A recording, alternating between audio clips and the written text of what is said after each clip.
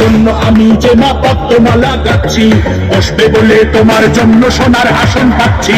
নাচছে যে আজ সবাই মিলে কমলা আবির খেলে, আজকে তোমায় করছে বরং তোমার দামাল ছেলে। ধন্যবাদ হে পশ্চিমবঙ্গের সকল পরিবার।